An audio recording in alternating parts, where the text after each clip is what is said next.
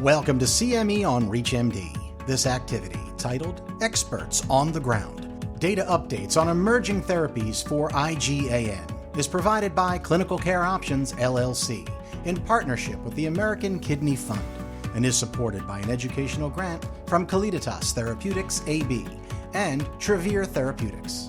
Prior to beginning the activity, please be sure to review the faculty and commercial support disclosure statements, as well as the learning objectives. Hello, this is Richard Lafayette.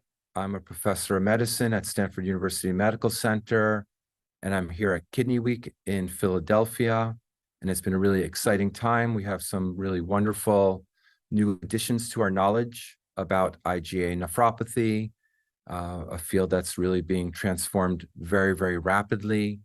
And I have the pleasure to review 4 abstracts with you that I think are notable, and again, add to our understanding of the disease and perhaps into our treatment options. So we can talk about some of these abstracts. The first one is sort of easy to talk about. I presented this as a oral presentation, and it's about eGFR decline in patients with IgA nephropathy who are treated with Nefecon versus placebo. And this is referring to results from the 2-year NefIgArd phase 3 trial.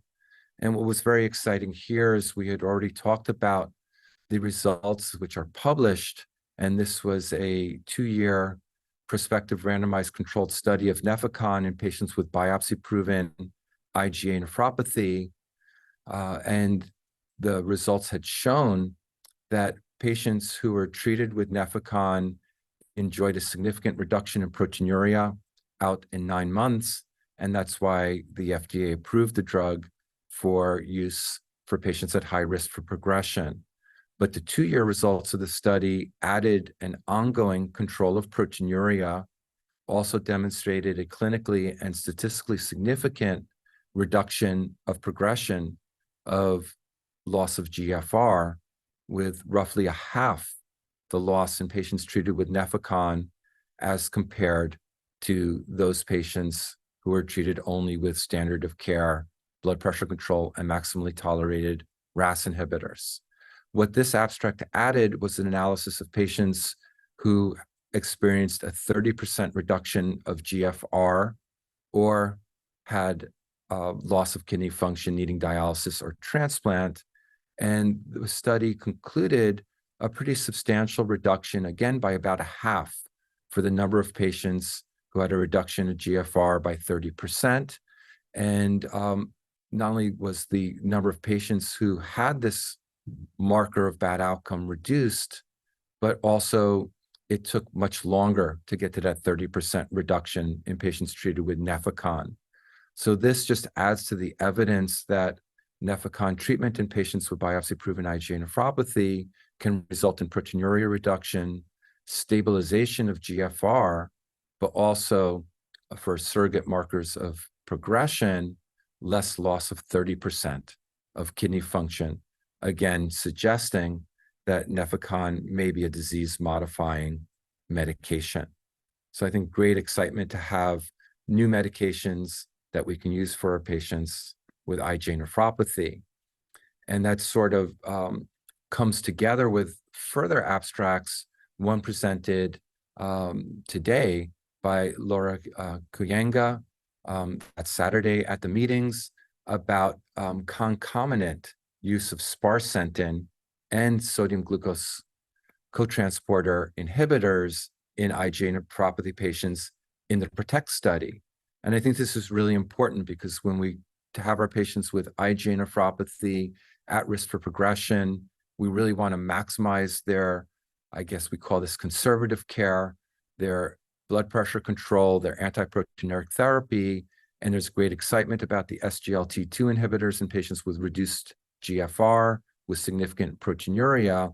So within the sparsentan study, again, a double-blind placebo-controlled study of sparsentan versus maximal RAS inhibitor, full-dose irbesartan, they've shown a very nice antiproteinuric effect and stabilization of GFR as well.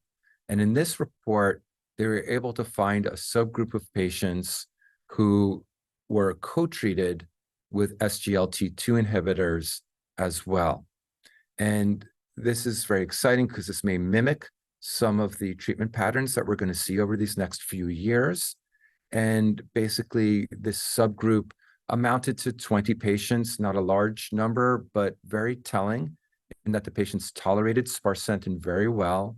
Again, there was no significant hyperkalemia, no significant hypotension, no side effects for the patients. But very, very rarely in a couple of the patients, there was some headache, some transient hyperkalemia, and some hypotension, but the patients were able to enjoy a reduction of proteinuria and stay in the study.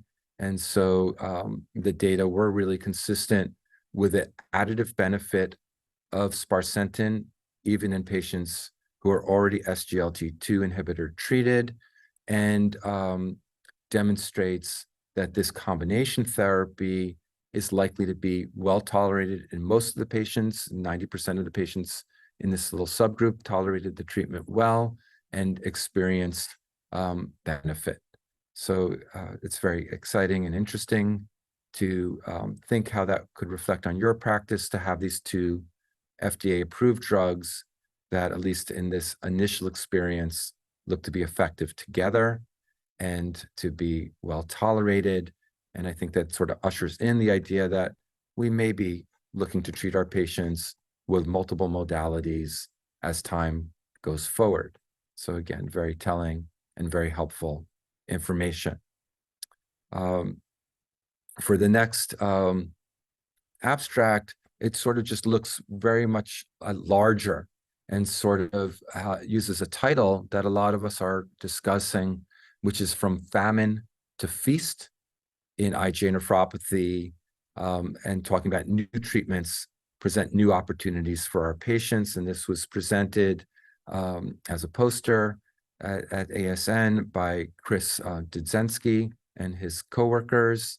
And again, this basically talks about this transition that we're really enjoying now, that over just the last few years, we've gone from the opportunity to only diagnose our patients, support them with RAS inhibitors, think about clinical trials, and then move on to consider whether the steroids are too risky or immunosuppressive therapy is too risky, or whether we can try to treat the patients with corticosteroids, potentially leading to complications.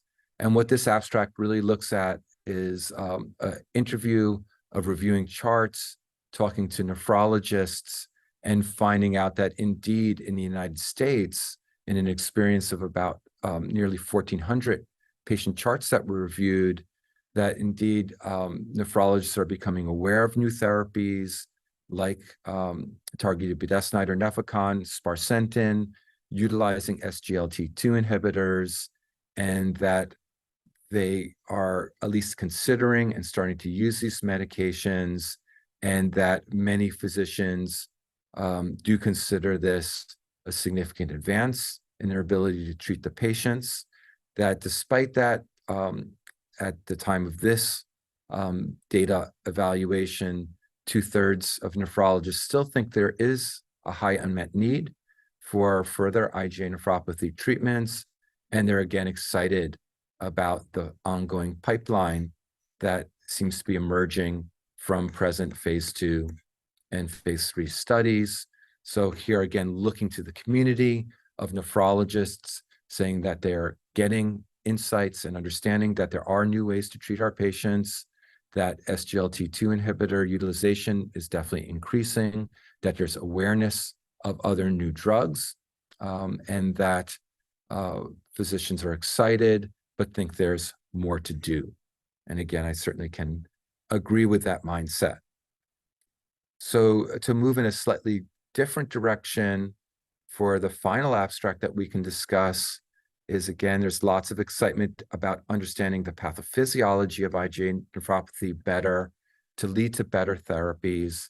And in this abstract presentation by Eric Olson and their colleagues, what they did is they really are trying to look at serum and urinary non-invasive biomarkers to understand the disease better.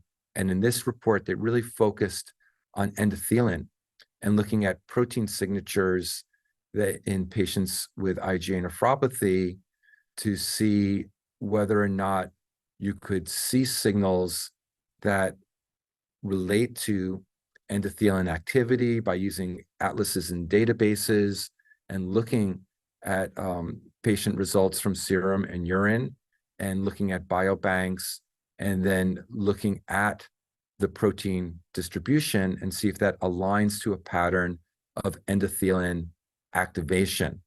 And so this was taken in patients not only with IgA nephropathy, but in other diseases, and then taking this down into animal models and trying to again see, do we know the patterns for endothelin activity? And then if we treat those patients with an endothelin blocker, can we actually see that that non-invasive pattern can reflect resolution of endothelin activation and perhaps overactivity? So in the end, what they looked at is serum and urine samples from patients. They had about 100 serum samples. They also had patient-matched kidney biopsies for each of their samples. And then they analyzed the proteomics and mRNA expression for these patients. And they were able to find a very vast array of proteins in patients, over 150 serum and urine proteins that correlated with atrasentan response and with improvements in proteinuria, and to find that these protein responses were, as was hoped, to be evidence of identifying endothelin and of addressing the endothelin and resolving endothelin. So again, just a little bit more scientific to say that, again, there is a signature in blood and urine and kidney of endothelin increased activity, that there may be biomarkers that can be followed. And again, in this population, there were that reflect that if you use an endothelin antagonist, that those get resolved. And so for, in this case, atrasentan therapy, there may be other biomarkers that we can monitor to see if those drugs are effective at resolving endothelin hyperactivity. And ultimately, we'll find out if that's a surrogate of improved patient outcomes, such as GFR loss and ultimately dialysis and transplant. So again, very exciting because it's a major, major goal to replace some of our surrogate endpoints, such as proteinuria, even short-term GFR change with better biomarkers. And perhaps this is just a glimpse of us being well on our way.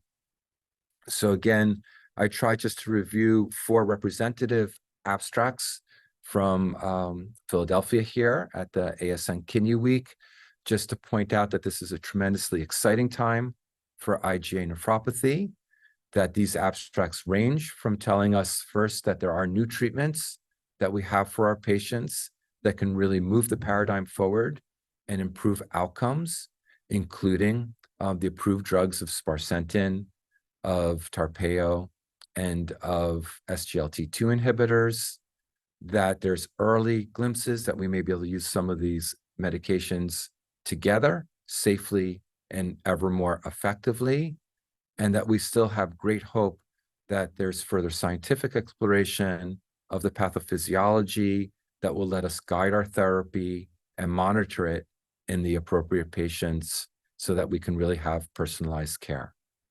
So thank you for joining me. I hope you find this of interest. Have a wonderful day. Thank you. You have been listening to CME on ReachMD. This activity is provided by Clinical Care Options, LLC, in partnership with the American Kidney Fund, and is supported by an educational grant from Calliditas Therapeutics AB and Travere Therapeutics.